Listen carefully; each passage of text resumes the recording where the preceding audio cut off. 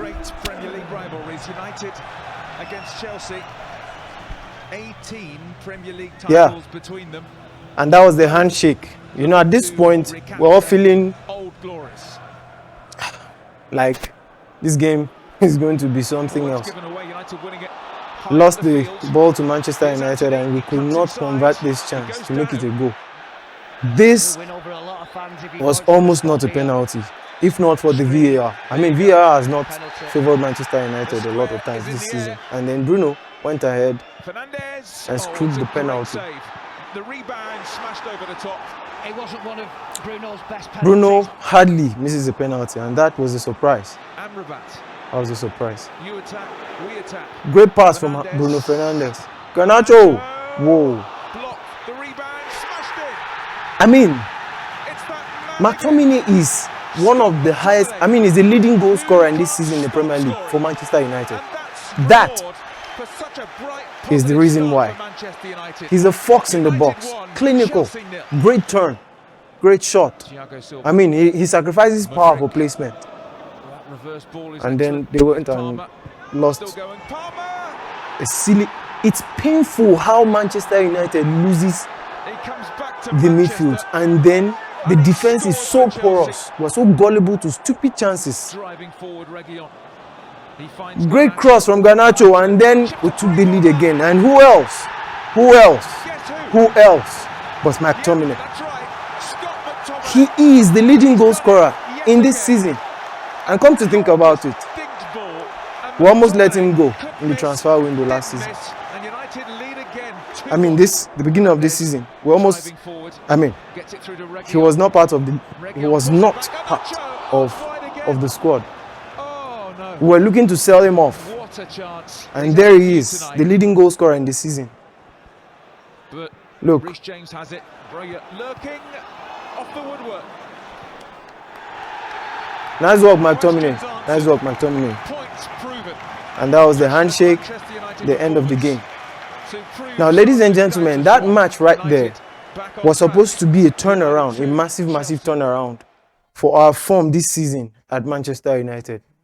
But what happened in the next 3 days playing against Bournemouth? We lost 3-0 at Old Trafford. What more could be so heartbreaking? Losing like that to Bournemouth. I mean, look at the game. Just take a look at the game. The chances were so unbelievable. How easily we concede goals. Guys, it's now a heartache to watch Manchester United play. It's almost impossible to win a game.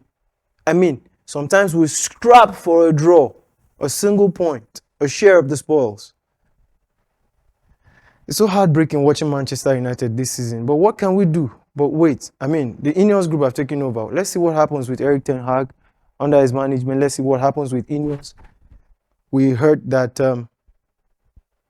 Sir Jim Ratcliffe has had a meeting with Erik ten Hag, the manager of Manchester United, and let's see what comes out of it. Maybe he will continue as the manager. Maybe he will be fired. Maybe we'll get a new manager. But I don't think firing Erik ten Hag will solve anything. It will repeat the same circle. All right, so I think the best bet is walk around it, believe in the manager, get players who are willing to play for the badge. That badge right there. That right there. Manchester United, we have to turn this around this season. I mean, with the poor performances, we are still far better off than some other teams. I mean, the likes of Chelsea, we just beat them. I mean, you saw the game. I mean, 5-6 games after then, the performances were poor. If we could just build on the win against Aston Villa, guys, this is supposed to be a building block for a massive turnaround for Manchester United. I mean, come on. Now, this is the transfer window. It's open again. It's best to just let go of players like Van de Beek. I mean, credit to him for how well he has composed himself as a professional. But I think they should let him go. Just let him go. All right? Let him have game time elsewhere. Just sell him off. and make Rashford grow his confidence back. He is one of the best in the world. But right now, he's a shadow of himself. All right? So let's work on helping these guys get their confidence back. I mean, Martial, Van de Beek should be sold off. Players who are not already properly integrated into the team should be put on loan. Let them go out and get game time and build on their experiences. And Tony, terrible. He could hardly take on a defender. In the last game, we saw what Amad Diallo did.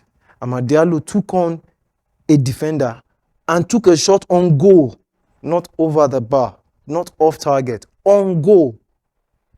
The only challenge I think he has is his stature. He's small in stature, but for someone that small, he is fast.